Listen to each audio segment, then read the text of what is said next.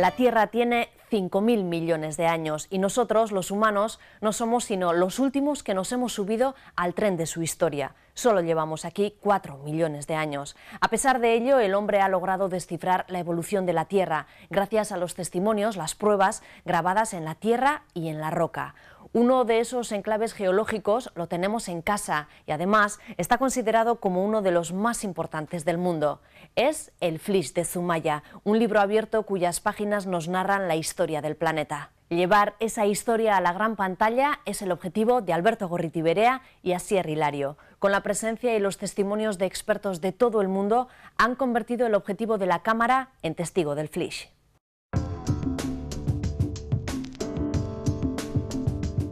A primera vista parece el rodaje de una película de ficción, pero tras el objetivo de la cámara se esconde un fin bien diferente.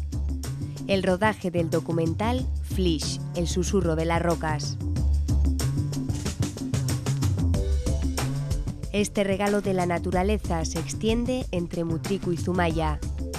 Es uno de los enclaves geológicos más importantes del mundo y sus rocas esconden gran parte de la evolución de la historia del planeta. Bajo la dirección de Asier Hilario y Alberto Gorriti-Berea, el documental pretende esclarecer las claves de las teorías científicas que se han basado en la información de esta estructura rocosa.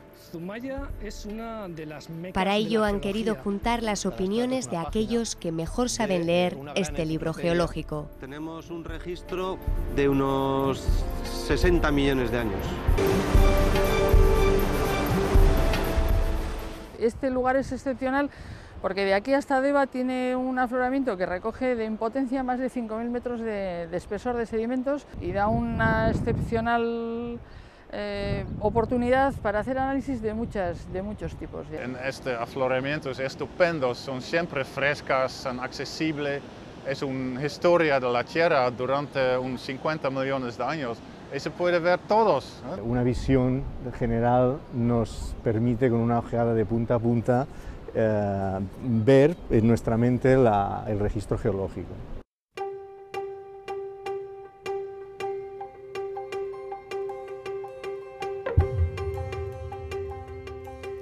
El Flysch guarda en su interior el relato de lo que sucedió en el planeta desde hace 100 millones de años hasta hace 50 millones.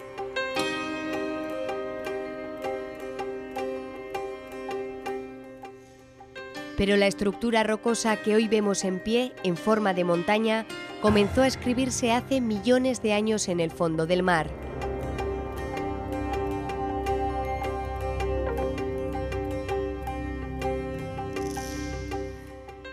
En aquellos tiempos, la actual península ibérica era una isla.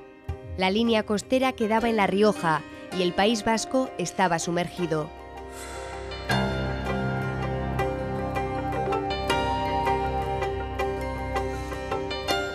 Cuando la placa ibérica chocó con la europea, se levantaron los Pirineos y los montes del País Vasco.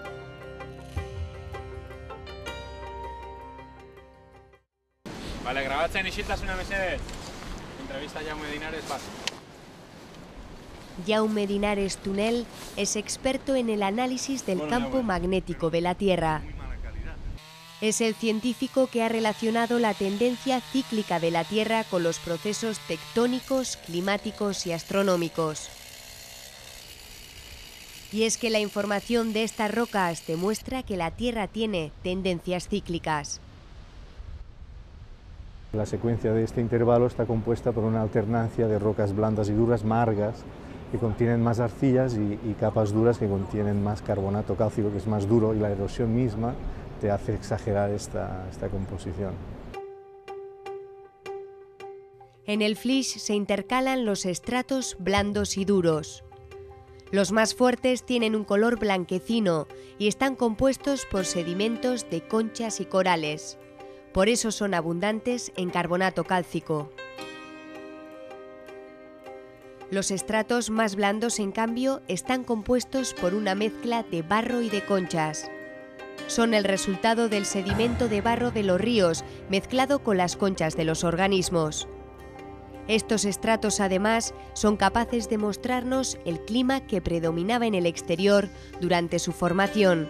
ya que el tipo de sedimento que compone cada capa está directamente relacionado con el clima de esa época. El hecho de que tengamos un tipo de clima en el exterior o un tipo de lluvias o régimen de lluvias en el continente, esto hace que los ríos, el aporte de los deltas al mar, el contenido de barro y componente detrítico, todo esto contribuya al tipo de material que se está sedimentando en el fondo. Esto hace que la sedimentación en el fondo oceánico en realidad refleje en parte o en gran parte lo que está sucediendo a nivel climático en el entorno. Cuando el clima era caluroso y seco, el aporte de los ríos era menor y los sedimentos que se posaban en el fondo del mar eran ricos en carbonato cálcico. En los periodos de clima frío y lluvioso, los ríos acarreaban muchos sedimentos y depositaban bajo el fondo marino estratos con mucha proporción de arcilla. Si tomamos en cuenta que los estratos blandos y duros se suceden unos detrás de otros, podremos concluir que el planeta también sufre los cambios climáticos de forma cíclica. Los estratos compuestos por diferentes materiales, además, tienen entre ellos un grosor muy parecido y cada uno representa 10.000 años de historia. Por lo tanto, de ese dato se deduce que cada 10.000 años el planeta sufre un cambio climático. Estos cambios de clima están relacionados a su vez con el cambio de inclinación del eje del planeta. La cantidad o la variación de energía solar que llega al planeta Tierra y indirectamente por tanto al clima e indirectamente por tanto al tipo de rocas que tenemos, viene condicionada por esta energía que es cíclica, es decir, las órbitas de los planetas. Las variaciones de esta cantidad de energía no solo es el día-noche, que es lo que a escala humana podemos percibir, o las estaciones del año, un verano más caliente. Estamos hablando de a escala geológica que el humano no es capaz de percibir, porque la vida es más pequeña, más breve, vaya. Y entonces, a nivel geológico sabemos, y los astrónomos calculan todas estas variaciones orbitales de los planetas, y hay unos modelos que se llaman soluciones astronómicas de la cantidad de energía o insolación que llega a la superficie de la Tierra. Y esto refleja, en definitiva, el clima. Eso es precisamente lo que demostró el científico serbio Milanković. Según su teoría, la inclinación del eje del planeta cambia una vez cada 20.000 años. Ejemplo de ello son los estratos de Zumaya. Esta formación rocosa es capaz de trasladarnos historias increíbles.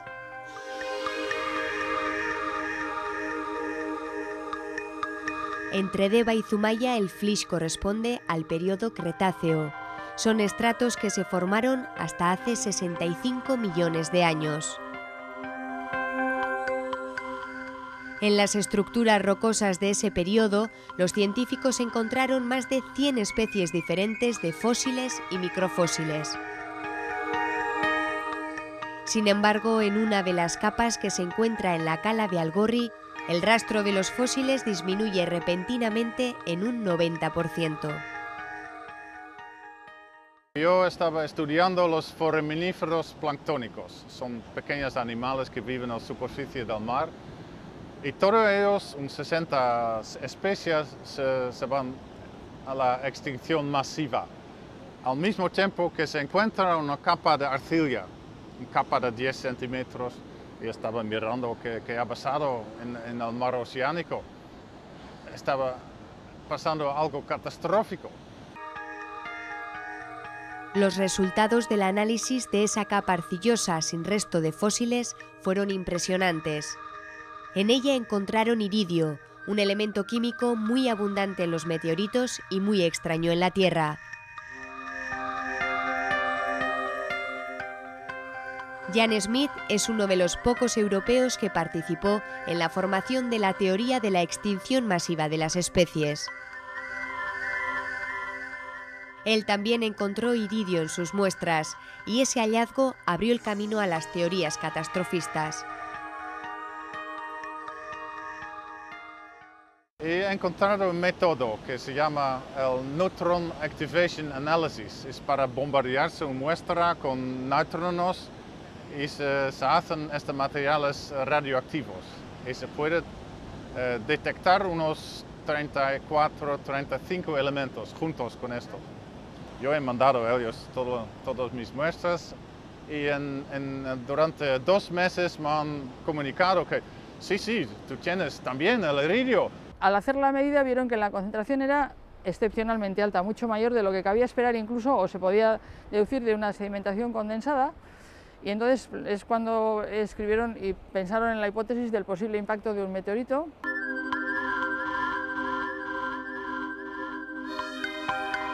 El meteorito que cayó en la provincia de Yucatán, en México, fue, según esta teoría, el que provocó la extinción masiva de las especies en el planeta. El impacto provocó un cráter de 200 kilómetros y el polvo y el azufre que levantó el choque, unido a la intensa actividad de los volcanes en aquella época, dejó al planeta en tinieblas. Sin luz solar se interrumpió la fotosíntesis y se cortó la cadena alimenticia. Murieron las plantas, luego los herbívoros y por fin los carnívoros. Entre ellos los dinosaurios, que llevaban 130 millones de años sobre la Tierra. Uno de los ejemplos claros de esta destrucción masiva es el iridio encontrado en la cala de Algorri, en el límite que separa los periodos geológicos del Cretáceo y el Terciario. Es conocido como el límite KT. La playa Beitzurun en Zumaya no está lejos de la cala de Algorri. Allí se encuentra representado otro de los límites geológicos del planeta, el que separa el Paleoceno del Eoceno. Una capa roja de arcilla, reflejo del calentamiento global que vivió el planeta hace 55 millones de años. Corresponde a un escenario de planeta cálido, una temporada caliente, un mar también muy cálido y la sedimentación no era carbonatada en este caso. Es un límite que se está estudiando mucho últimamente, intentando modelizar y hacer extrapolación con lo que nos está pasando ahora, ¿no? Y es que las experiencias de los cambios climáticos vividos por el planeta y reflejados en las rocas pueden aportar datos que ayuden a predecir los cambios climáticos que puedan ocurrir en el futuro. El cambio climático se observa actualmente desde que existe la era industrial en nuestra sociedad, hasta cierto punto equivale o es equivalente a algo que ya ha sucedido en el pasado por otros motivos que no son los humanos. Por tanto, el estudio de estos hechos registrados en los sedimentos nos permiten elucubrar, hipotetizar escenarios posibles de desarrollo de esto. Los secretos del Flysch de Zumaya contados por los científicos expertos venidos de todo el mundo. El documental Flysch, Susurros de las Rocas, será reflejo de los testimonios del pasado y las predicciones del futuro. La historia escrita en el documento de piedra pasará a ser parte de la gran pantalla.